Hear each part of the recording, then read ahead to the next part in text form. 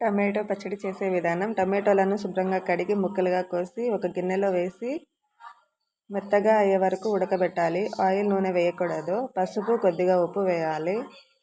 బాగా ఉడికిన తర్వాత చింతపండు, ఉప్పు, కారం కలిపి కాసేపు అలాగే వదిలిపెట్టాలి.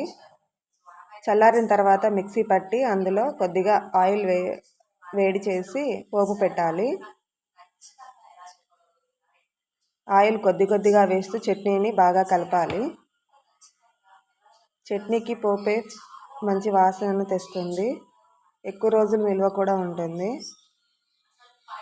చాలా రుచికరమైన టమాటో పచ్చడి.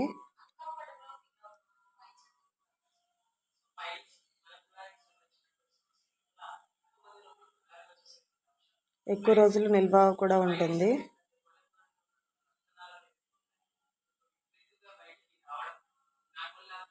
పూర్తిగా కలిపిన తర్వాత స్టోర్ చేసుకోవాలి.